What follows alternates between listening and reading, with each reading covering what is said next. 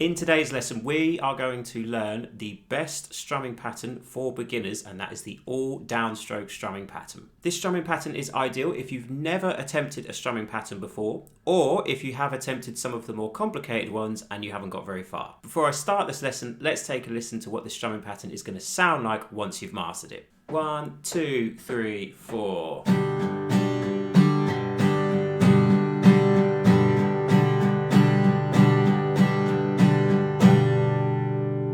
So what makes this strumming pattern a good strumming pattern for beginners to learn? Well, number one, it's not that complicated to do. And the reason for that is because it contains no upstrokes. I've found that when learning strumming patterns, beginners often struggle with the upstrokes. They're okay doing all the downstrokes, but the upstrokes is what can throw people. So with this one, completely eliminating the upstrokes and just focusing on the downs is perfect to begin with. And the second reason for what makes this a good strumming pattern is that despite the fact that it contains no upstrokes, it still sounds really good and really professional if performed in the right way. And in fact, there are many songs that you can find this strumming pattern on. It's a really good driving rhythm and it suits a lot of styles, including folk, rock, and pop. So before we begin, let's have a look at how to learn this strumming pattern step by step. I recommend that you practice with either a metronome, a drum beat, or a drum machine. This is so that you can ensure that you're playing in time and that you are locked in perfectly to the groove. I also find that a drum pattern or even a metronome click is much more inspiring to play to than just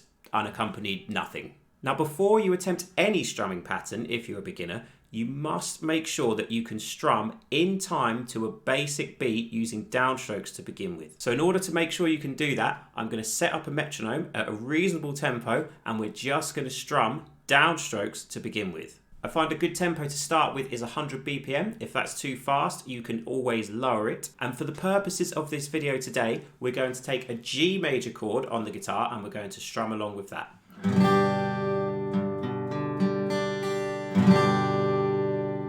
There will be a fretboard diagram in case you don't know how to play that chord. So make sure you've learned that one to begin with. G major chord on guitar. So just downstrokes. See if you can tap your foot in time to the beat to begin with. So 1, 2, 3, 4. Count along if you can. 3, 4. 1, 2, 3, 4. So 1, 2, 3, 4. 1, 2, 3, 4. 1, 2, 3, 4. 1, 2, 3, 4. If you can do that, then great. If you're a little bit out of time, or if your strumming is a little bit awkward, then pause the video, set up your own metronome or drum beat to 100 BPM and make sure you can strum along and keep time with me. Also, make sure with your strumming that you're nice and loose, you're from the wrist, your forearm is locked up here, you're holding your pick between your thumb and your first finger like this with just a little bit of point showing. Nice and loose.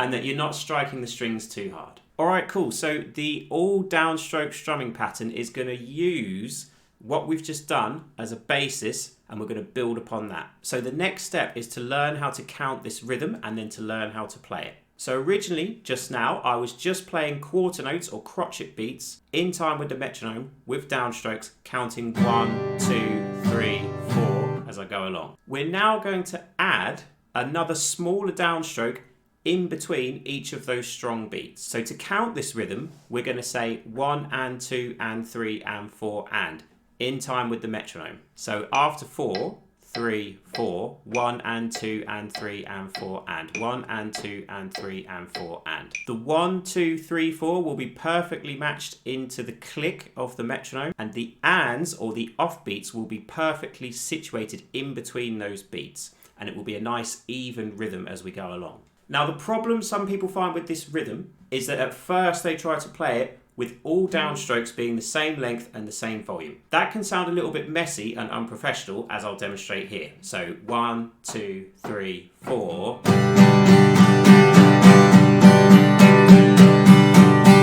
After a while that can get quite monotonous and that same volume can be quite fatiguing for the listener.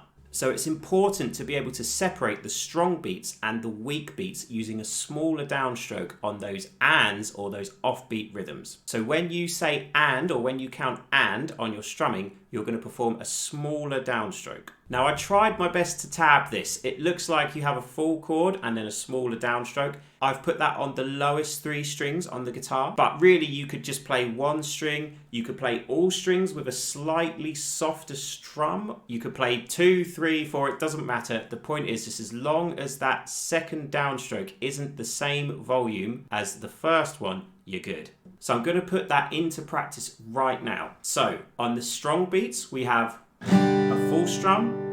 And on those weak beats, on those ands, on those off beats, we have a small strum like this. It was just, for me, it was just my lowest 3 strings. And it was a smaller motion. I didn't go all the way through all 6 strings like I normally would. So I'm going to do that nice and slowly now with no beat.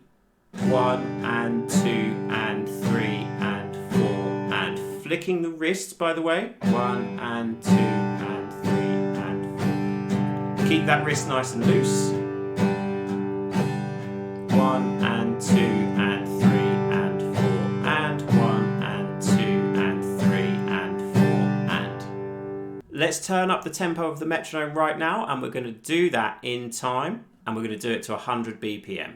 1, 2, 3, 4. So 1 and 2 and 3 and 4 and 1 and 2 and 3 and 4 and 1 and 2 and 3 and 4 and 1 and 2 and 3 and 4 and 1 and 2 and 3 and 4 and 1 and 2 and 3 and 4 and. So do your best to keep that rhythm consistent and keep up with me.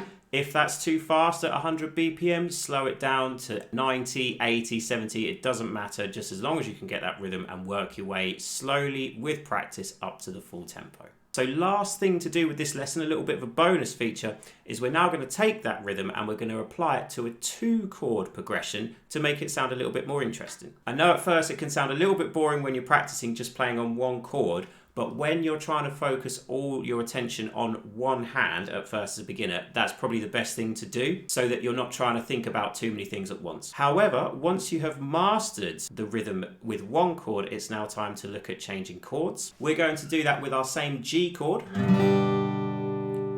And then we're going to lift our middle finger and our index finger up, keeping these 2 the same, placing our index finger on the 2nd fret of the D string and our middle finger on the 3rd fret of the A string for a C add 9 chord, which will sound like that. We're going to do 2 bars on each chord. So I'm going to count 1 and 2 and 3 and 4 and 2 and 2 and 3 and 4 and on each chord. Let's do that slowly first. So here we go, kind of free time. G to C add 9. 1, 2, 3, 4. So 1 and 2 and 3 and 4 and 2 and 2 and 3 and 4 and 1 and 2 and 3 and 4 and 2 and 2 and 3 and 4 and.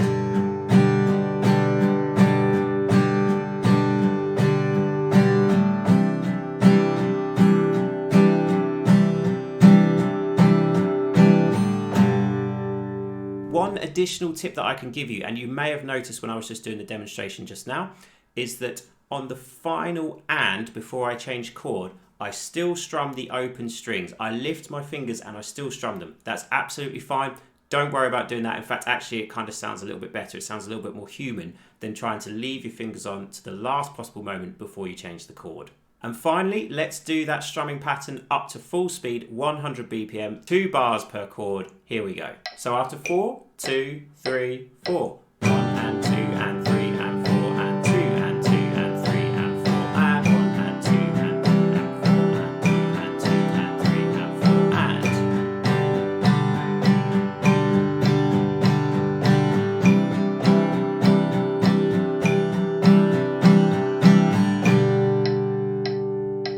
I'd encourage you to repeat those exercises as often as you can and for as long as you can so that you really lock in those rhythms and really get comfortable with the strumming pattern at various tempos. So set your metronome to 70, 80, 90, 100, 110, doesn't matter. Pick a different tempo, Pick different chords every day and try and get that rhythm into your playing before you move on to adding upstrokes. Alright, thanks very much for watching today. I hope you found that lesson useful. If you did, please like the video, subscribe to the channel and ring that notification bell to never miss one of my guitar lessons. Check out my website colchesterguitarteacher.com for more strumming tips. And until next time, I'm Paul Burke. Thank you very much. Take care. Enjoy your guitar playing.